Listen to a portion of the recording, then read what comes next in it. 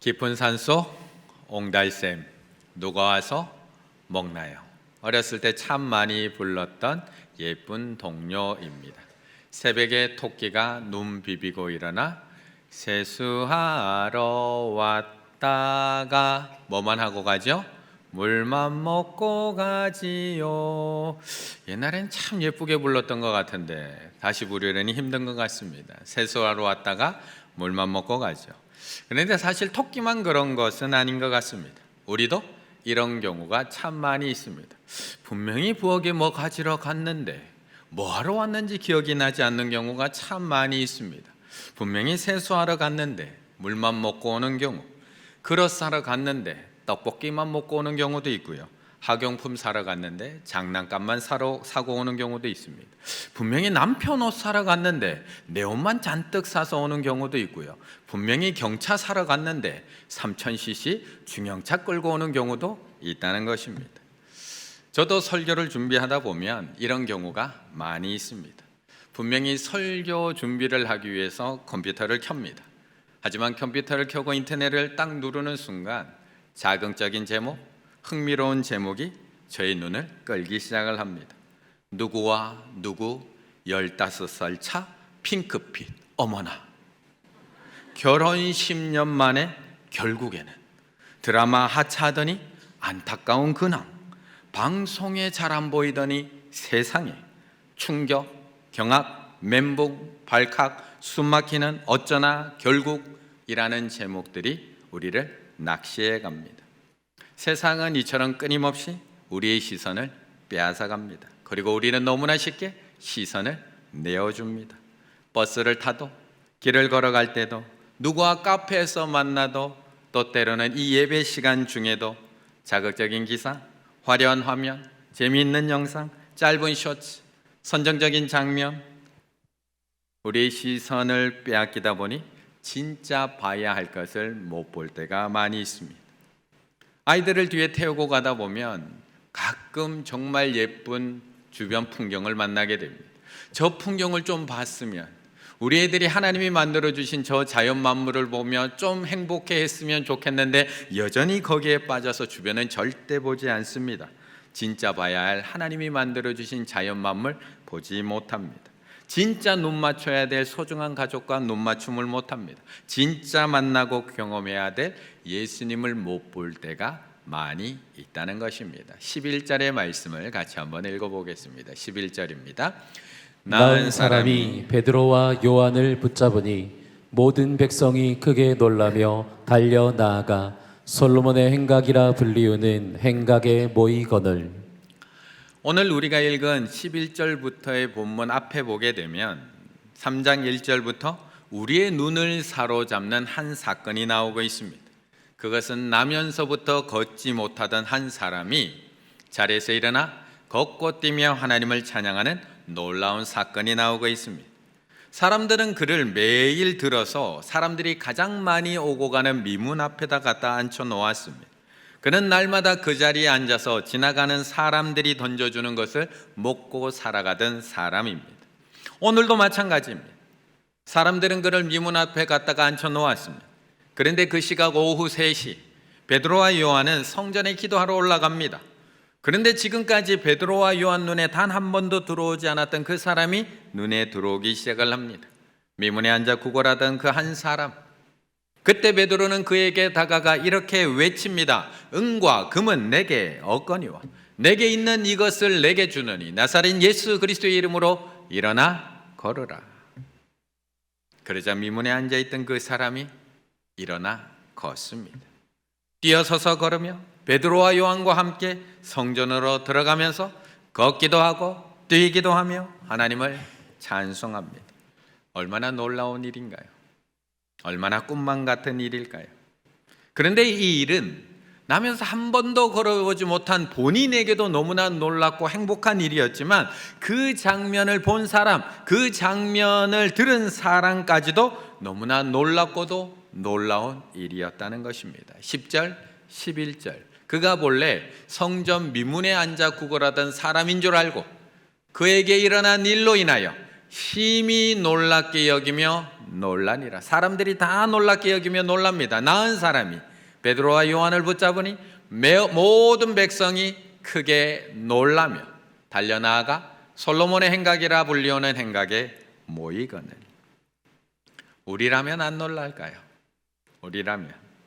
우리라면 매일 교회 저 앞에서 40년 동안 일어나지 못하고 앉아서 구걸하던 그 한 사람이 갑자기 저 성전 문을 열고 뛰어 들어와서 기뻐 하나님을 찬송한다면 우리라면 안 놀랄까요?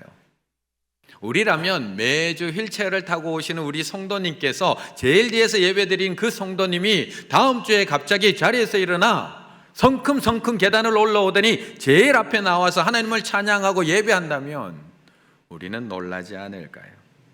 그래서 오늘 백성들은 심히 놀라며 이 기적에 주목하고 있습니다.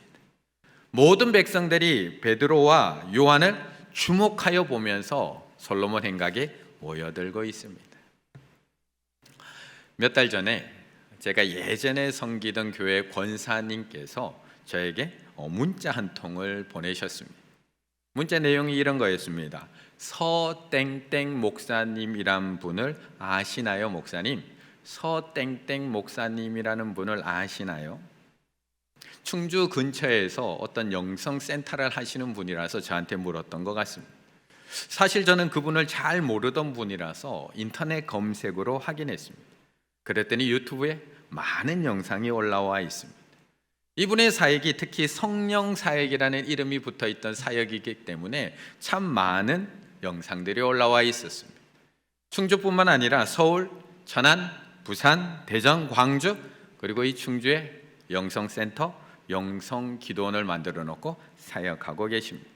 그런데 영상을 보니까 정말 대단하시더라고요. 장풍, 떨림, 쓰러짐, 춥기, 치유, 손수건, 그림자, 거울, 생명수, 뼈맞춤, 희락, 입신, 어둠의 진을 무너뜨리는 사역, 사도행전 19장에 나오는 바울의 손수건 사역, 에스겔 37장에 나오는 뼈맞춤 사역, 불 받아라! 이럴 줄 알았습니다. 제가 안 쓰러지실 줄 알았습니다. 거기서는 다 쓰러집니다. 불, 퍽, 이럴 줄 알았습니다. 거기서는 50명씩 쓰러집니다. 한번 가보고 싶지 않으세요? 요즘 능력 사역자도 양성하고 있습니다. 권능 사역 전문 연수원도 운영하고 있습니다. 저도 한번 가볼까 고민 중에 있습니다. 소속 교단은 없습니다. 직접 교단을 설립했습니다. 하나님으로부터 직통 계시받고 있습니다. 한국에서 자신의 사역을 이해할 사람은 없다고 합니다. 저도 이해하기는 조금 어려웠습니다. 한국 교회는 더 이상 희망이 없고요. 그곳에서 배출된 120문도를 통해서 세상을 바꿀 수 있다고 합니다. 뭐 이상한 것들이 많지만 가만히 한번 생각을 해보세요. 가만히. 성령님을 내 마음대로 할 수 있을까요? 아니면 성령님 뜻대로 내가 순종해야 하는 것일까요? 성령님이 내가 하라는 대로 씩씩씩 일하시는 분일까요? 아니면 성령의 인도하심대로 내가 일해야 되는 사람일까요? 그런데 사람들은 항상 현상에만 집중을 합니다. 그래서 모여들기 시작을 합니다. 서울로, 천안으로, 부산으로, 광주로, 그리고 충주로 모여들기 시작을 합니다. 우와, 이야, 우와. 일어나고 쓰러지고 소리 지르고 넘어지고 울고 웃고 노래 부르고 치유되고 회복되고 주변 사람들이 다 놀랍니다. 아니 어떻게 저런 일이 일어나지? 솔로몬 행각에 모여들기 시작을 합니다. 그러자 그 기적만 보고 모여든 그 모든 백성들을 향해서 베드로가 이렇게 외치는 겁니다. 베드로가 이것을 보고 백성에게 말하되 이스라엘 사람들아 이 일을 왜 놀랍게 여기느냐? 우리 개인의 권능과 경건으로 이 사람을 걷게 한 것처럼 왜 우리를 주목하느냐? 아니 왜 진짜 봐야 할 것은 못 보고 왜 이 일을 주목해서 놀라고 있느냐? 왜 우리 개인의 권능과 경건으로 이 사람을 겪게 한 것처럼 왜 내 능력인 것처럼 우리를 주목하느냐? 왜 마치 이 능력이 나의 능력인 것처럼 나를 주목하느냐? 왜 휙휙휙 40명 50명이 쓰러지는 이 일을 놀랍게 여기느냐? 왜 그 사람을 주목하십니까? 그래서 베드로는 기적과 자신을 주목하고 있는 모든 백성들에게 진짜를 보라고 설교하기 시작을 하고 있는 겁니다. 자신에게만 주목하고 있는 이스라엘 백성들을 향해서 베드로는 진짜 주목해야 할 분이 누구인지를 가르쳐주고 있습니다. 16절의 말씀 같이 읽습니다. 그 이름을 믿음으로 그 이름이 너희가 보고 아는 이 사람을 성하게 하였나니 예수로 말미암아 난 믿음이 너희 모든 사람 앞에서 이같이 완전히 낫게 하였느니라. 아멘. 사실 성경에는 기사와 이적으로 가득합니다. 기사와 이적을 보지 않으려고 해도 성경에서는 볼 수밖에 없습니다. 구약도 신약도 기적과 이사의 사건으로 가득합니다. 신앙생활하고 있는 우리 충일교회 곳곳에서도 중보기도와 응답 넘쳐납니다. 치유와 회복 역사들로 가득합니다. 구약 한번 보실까요? 하나님께서 천지를 창조한 이야기로부터 시작을 해서 노아 홍수 이야기, 아브라함의 100세의 아들을 낳은 이야기, 모세의 10가지 재앙 이야기, 홍해가 갈라지고 요단강이 멈춰선 이야기, 바위에서 물이 나오고 매일 만나오 메추라기를 내려주신 이야기, 불뱀과 노뱀 사건, 과부의 아들이 살아낸 이야기, 나귀가 말을 하고 여리고성이 무너지고 태양이 멈추고 나아맘이 고침받고 이스기야의 생명이 연장되고 얼마나 더 이야기 드려야 되나요? 신약에는 없을까? 구약의 이야기만 할까? 가나 혼인잔치, 물이 번하여 포도주가 된 이야기, 왕의 신하의 아들이 고쳐진 이야기, 달리다 쿰 소녀에 일어나라 죽은 소녀가 일어난 이야기, 그물이 찢어지도록 물고기가 잡힌 이야기, 귀신이 쫓겨나고 베드로의 장모가 고쳐진 이야기, 문둥 병자가 깨끗해지고 중풍병자가 일어나고 손마른 자가 고쳐지며 죽은 청년이 살아나고 풍랑이 잔잔케 되고 두 소경이 눈을 뜨고. 더 할까요? 나사로가 살아나고 혈루병 여인이 병이 낫고 5,000명을 먹이고도 12광조리가 남고 수로보링의 여인의 딸이 치유되고 무리를 걷게 되기도 하고 물고기 입에서 동전이 나오기도 하고 오늘도 날 때부터 걷지 못한 자가 일어나 걷습니다. 이처럼 성경 속에는 기적과 이사의 이야기들로 충만합니다. 그런데 이런 이야기들, 성경에 나오는 기적과 이사 이야기들을 도저히 믿을 수 없다고 하는 한 청년이 있었습니다. 한 대학생이 있었습니다. 이 대학생이 일본의 신학자 우찌무라 간조에게 가서 묻습니다. 저는 도저히 믿을 수가 없습니다. 그러자 우찌무라 간조가 그 청년에게 이렇게 대답해 줍니다. 학생, 성경에서 사람의 이성으로 받아들이기 어려운 기적을 다 제하고 나면 성경에는 딱 두 가지가 남는다네. 그것은 바로 성경의 앞표지, 뒤표지 뿐이라네. 분명 성경 속에는 기적과 이사의 이야기들로 가득합니다. 오늘 미문의 안전뱅이가 일어난 사건들보다, 이 사건보다 훨씬 더 놀라운 사건들로 가득합니다. 하지만 기적과 이사는 그 자체가 목적은 아닙니다. 우리가 기적과 이사를 경험하기 위해서 하나님을 믿는 것이 아니라는 겁니다.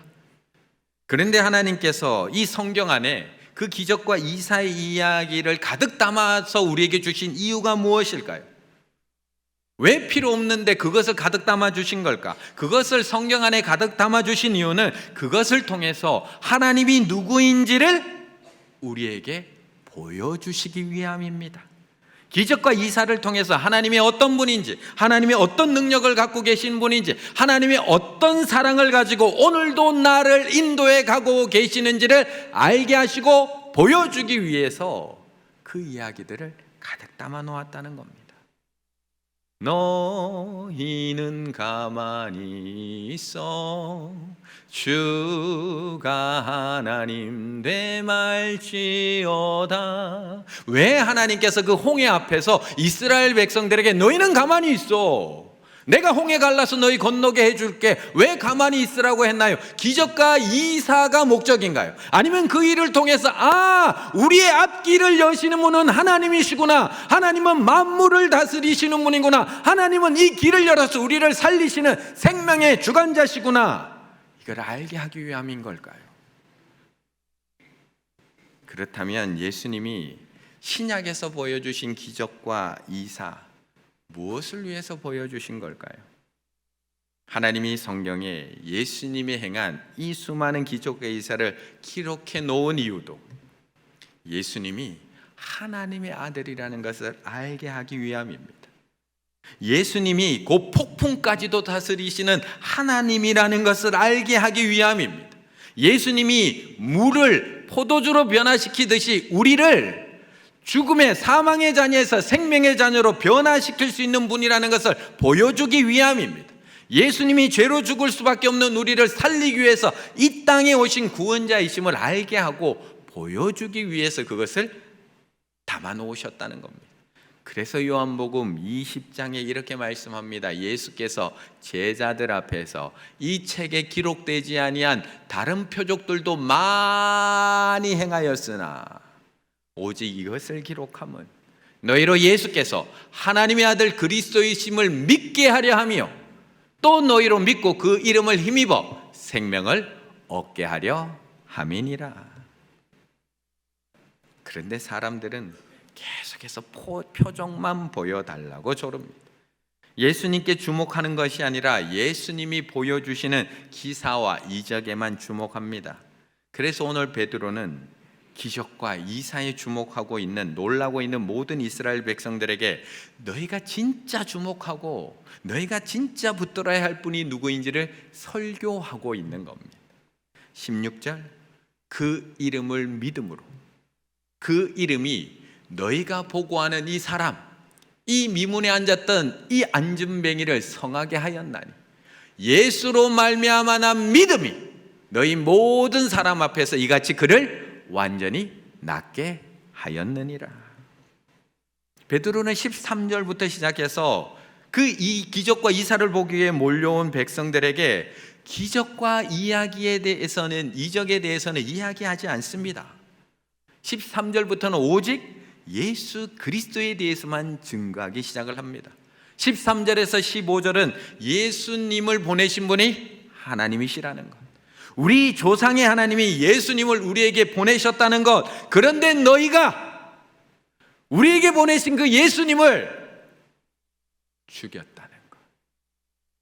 총독 빌라도가 놓아주려고 했지만 너희들이 결국 죽였잖아. 하지만 17절, 18절 너희가 모르고 했으니 괜찮아. 회개하고 돌아오면 돼. 회개를 외치고 그들이 돌아오기를 촉구하고 있는 겁니다. 이어지는 20절부터는 그 예수님이 창세전부터 너희를 위하여 예정되신 분이야. 지금까지 많은 선지자들이 예언했던 그분이 바로 이 예수님이야. 오래전 구약에서부터 이미 예언되었던 그리스도, 우리를 구원하실 그리스도가 바로 이 예수님이야. 그거를 설교해 주고 있는 겁니다. 그러므로 미문의 안전뱅이가 일어난 이 기적에만 주목하지 말고 그를 일으키신 예수 그리스도에게 주목해 그것을 설교하고 있는 겁니다. 암투병 중에 있는 김동호 목사님, 제가 지난번에도 한번 이야기 드린 적이 있는데요. 폐암, 전립선암, 갑상선암, 세 가지 암에 걸려서 투병 중에 계십니다. 병에 걸려있는 이 목사님, 얼마나 하나님의 치유와 회복을 원하고 계실까요? 또 이런 암투병을 하고 있는 목사님의 날마다 기막힌 새벽에 말씀을 듣고 있는 같은 병에 걸린 이 환우들, 얼마나 간절히 치유와 회복의 역사를 기다리고 원하고 있을까요? 그런데 이 김동훈 목사님도 그분들을 향해서 이렇게 이야기를 합니다. 나는 하나님의 은혜로 우리의 삶의 환경이 바뀌었으면 좋겠습니다. 특별히 암으로 고통받고 있는 이 날기새 식구들의 소식을 접할 때마다 나는 하나님 앞에 기도하게 됩니다. 하나님, 저에게도 신유의 은사를 주세요. 하나님, 제가 만나서 간절히 기도할 때마다 저들의 병이 낫게 해주세요. 기도하게 됩니다. 간절히 기도할 때 하나님이 그런 표적과 이사와 기적도 나타내 주실 것이라고 믿습니다.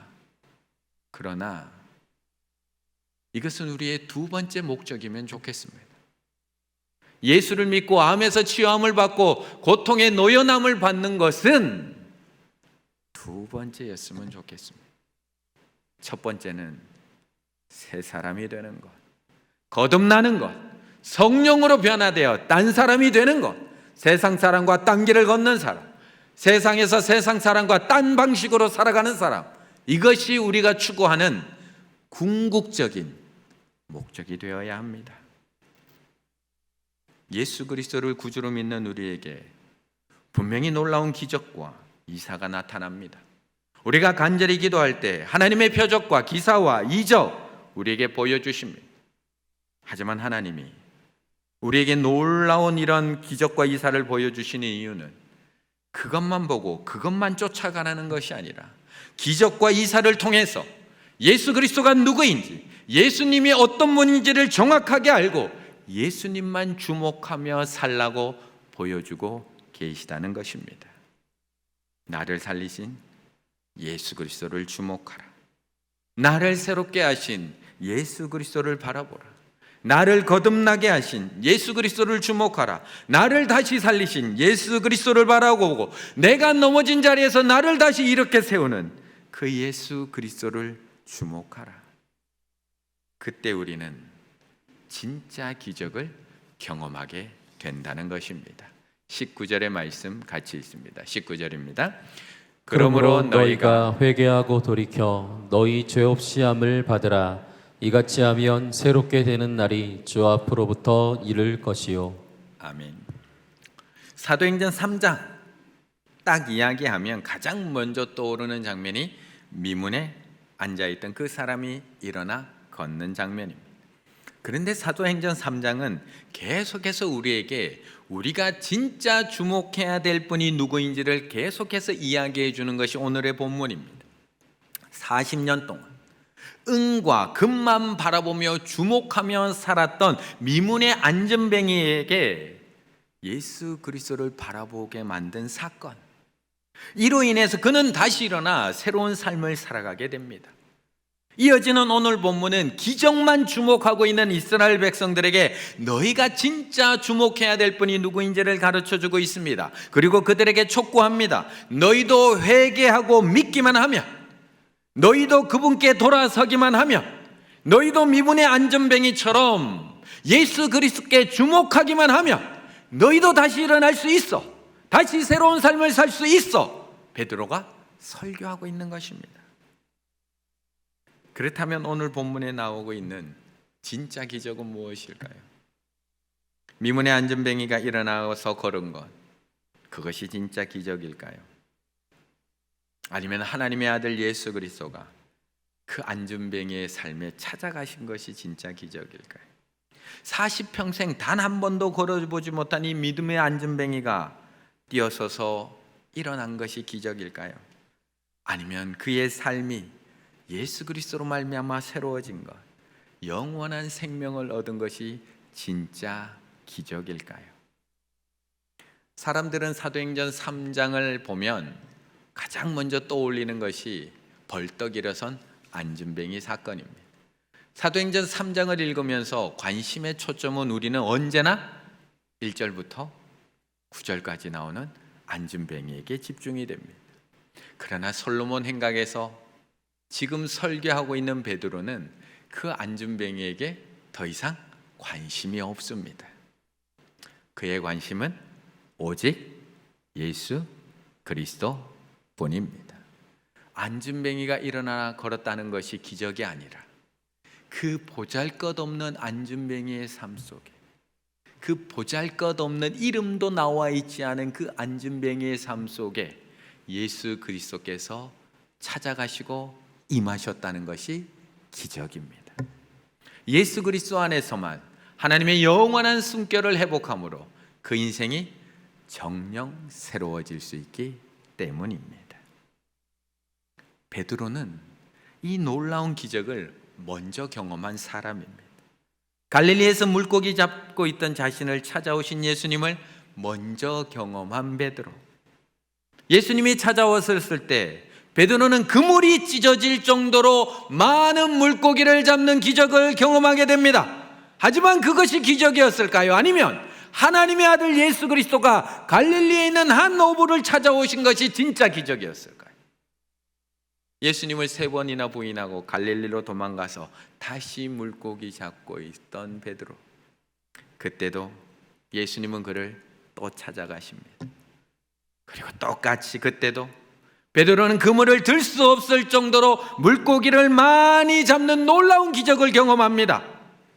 그것이 기적일까요? 아니면 예수님을 부인하고 도망해서 갈릴리까지 도망해 있는 베드로를 끝까지 포기하지 않고 다시 찾아가서 쓰러진 베드로를 다시 불러 일으켜 세우지는 하나님의 사랑, 예수 그리스도의 사랑이 진짜 기적일까요? 그래서 오늘 베드로는 기적에만 주목하고 있는 이스라엘 백성들에게 담대히 외치고 있는 겁니다. 왜 기적에만 주목하고 계십니까? 진짜 기적은 하나님의 아들 예수 그리스도가 우리의 삶에 찾아온 것입니다. 왜 우리에게 주목하고 있습니까? 진짜 기적은 창세전에 우리를 위하여 예정하신 분, 구약에서부터 예언되셨던 분, 많은 선지자들이 예언했던 그 예수 그리스도가 죽어 마땅한 우리의 삶 속에 또 찾아오신 것, 또 초청하고 계신 것, 또 용서하고 계신 것, 그것이 진짜 기적입니다. 그러므로 예수 그리스도께 주목해야 합니다. 우리가 진짜 주목해야 할 분은 우리가 거부하고 죽였음에도 불구하고 오늘도 변함없는 사랑으로 우리를 용서하시고 찾아오신 예수 그리스도입니다. 우리가 진짜 주목해야 할 분은 우리가 저지른 죄에 대해 오늘도 용서하시고 우리가 돌이키기만 하면 기다리고 계신 예수 그리스도입니다. 그러므로 예수 그리스도를 주목하고 믿는다면 너희도 저 미문의 안전뱅이가 다시 일어나서 새롭게 될 수 있는 것처럼 19절, 그러므로 너희가 회개하고 돌이켜 너희 죄 없이 함을 받으라. 이같이 하면 너희도 저 미문에 앉은 안전뱅이처럼 새롭게 되는 날이 주 앞에서부터 이를 것이요 말씀하고 있는 겁니다. 우리는 40년 만에 처음 걸어보는 미문의 안전뱅이를 보며 놀라고 또 놀랍니다. 나도 저런 기적이 나에게도 있었으면 바라기도 합니다. 하지만 40년 동안 매일 아침마다 나를 일으켜 세워주고 계시는, 40년 동안 매일 아침마다 나를 일으켜 세워주시는 예수님을 우리는 보지 못하기 때문에 오늘 아침에도 아무도 놀라지 않았던 겁니다. 우리는 40년 만에 처음 성전에 뛰어들어가며 하나님을 찬양하며 예배하면 이 미문의 안전뱅이를 보며 놀랍니다. 하지만 우리는 40년 동안 매주 나를 일으키셔서 이 성전문에 들어오게 하시며 하나님을 찬양케 하시고 하나님을 예배하는 이 자리에 초청하시는 그 예수님을 보지 못하기 때문에 나는 오늘도 놀라지 않고 있는 겁니다. 진짜 기적이 무엇일까요? 40년 동안 걷지 못하던 그 사람이 하나님의 은혜로 걷게 된 것일까요? 아니면 40년이 넘도록 하나님의 은혜로 건강한 두 다리로 이 예배의 자리로 걸어 나올 수 있는 이것이 진짜 기적일까요? 40년을 걷지 못하던 그 사람이 예수 그리스도의 이름으로 일어나 걷고 뛰며 하나님의 전에 들어올 수 있는 것이 진짜 기적일까요? 아니면 죄로 죽을 수밖에 없는 우리들에게 예수 그리스도가 찾아오심으로 말미암아 걷고 뛰며 천국으로 들어갈 수 있는 천국 백성이 된 것이 진짜 기적일까요? 예수 그리스도를 믿는 우리들에게 분명히 기적은 일어납니다. 문제도 해결되고요, 질병도 치유되고 무리를 걷게 되고 파도가 잠잠해지고 보지 못하는 자가 보기 시작을 하고 앉은 자가 일어나는 놀라운 일들이 일어납니다. 하지만 우리가 바라봐야 할 것은 기적이 아니라 그 기적을 일으키시는 기적의 하나님, 기적의 예수 그리스도입니다. 하나님과 원수되었던 나를 하나님의 자녀로 변화시키시는 기적의 예수 그리스도, 영원한 형벌을 받아야 된 죄인 된 나를 하나님 나라에 들어갈 수 있는 의인으로 새롭게 변화시키는 기적의 예수 그리스도, 이대로 미문에 앉아서 죽을 수밖에 없는 나를 다시 이렇게 세워서 걷고 뛰며 성전에 들어와 하나님을 예배토록 변화시키신 기적의 예수 그리스도, 죄로 인해 죽을 수밖에 없는 나를 영원히 살 수 있는 하나님의 백성으로 변화시킨 기적의 예수 그리스도, 예수 그리스도를 거부하고 죽인 나에게 또 포기하지 않고 찾아오셔서 오늘도 은혜의 예배 자리로 불러주신 기적의 예수 그리스도. 더 이상 다른 사람의 기적에만 주목하며 여기저기 기적만 쫓아다니는 불쌍한 인생이 아니라 오늘도 나의 삶 속에 찾아와 계시는 기적의 예수 그리스도에게 주목하심으로 말미암아 나를 택해 주신 기적, 나를 일으키신 기적, 나를 하나님의 자녀 삼아 주신 기적, 나를 회복시키신 기적, 나를 사망에서 생명으로 옮기신 기적, 나를 변화시킨 기적, 나를 다시 불러일으켜 세워주신 기적, 나를 새롭게 하신 기적. 오늘도 이 자리 구원의 자리로 구원의 백성으로 불러주시고 변화시켜 주신 진짜 기적을 매일매일 경험하며 매일매일 증언하며 살아갈 수 있는 우리 충일의 가족들 다 되시기를 간절히 바라겠습니다.